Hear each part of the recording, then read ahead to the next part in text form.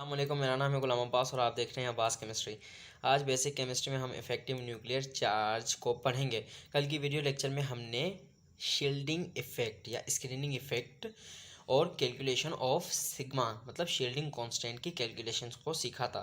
So make sure आपने वो वाला लेक्चर ज़रूर देखा हो, क्योंकि इफ़ेक्टिव न्यूक्लियर चार्ज और स्क्रीनिंग इफ़ेक्ट को साथ पढ़ने में जो मज़ा है, बल्कि इनको साथ पढ़ना ही लाजमी है क्योंकि ये रिलेटेड टर्म्स हैं। अब देखें, इफ़ेक्टिव न्यूक्लियर चार्ज का मतलब क्या है। इसका मतलब है कि न्यूक्लियस की इलेक्ट्रॉन्स के ऊपर ग्रिप कितना ज़्यादा, कितनी टाइटली न्यूक्लियस ने इलेक्ट्रॉन्स को पकड़े रखा है। जैसे force of attraction between nucleus and outermost electrons. Outermost electrons कहते हैं या किसी भी हर इलेक्ट्रॉन पे इफेक्टिव न्यूक्लियर चार्ज होता है। सो ये है आउटरमोस्ट शेल और ये है न्यूक्लियस, ये है इनर शेल मतलब ये सेकंड लास्ट शेल और ये लास्ट शेल।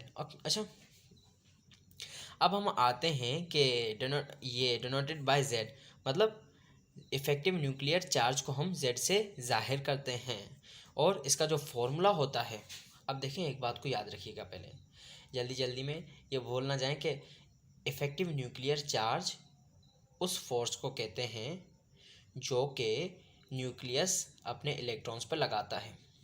ओके, इसे हम जेड स्टार से जाहिर करते हैं। इसका फॉर्मूला होता है Z star Z minus sigma, where Z is proton number या एटॉमिक नंबर जो भी आप कहें, और सिग्मा शील्डिंग कांस्टेंट।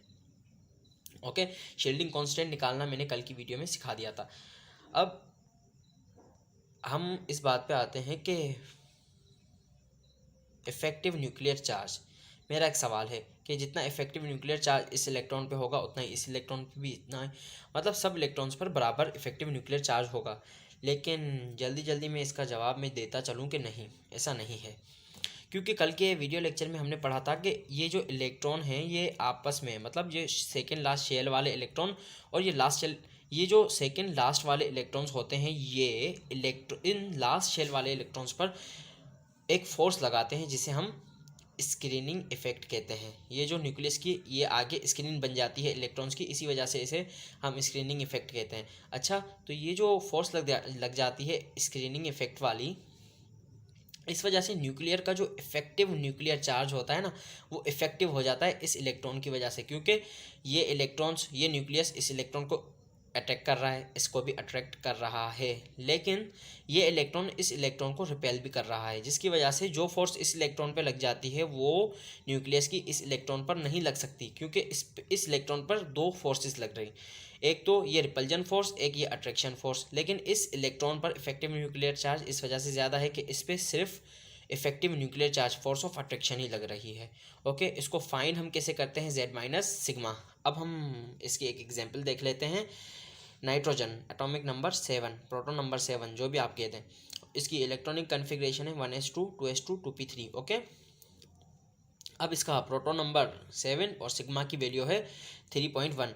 अब हम 7 में से आप देख लें, 7 माइनस 3.1 जवाब आता है 3.9।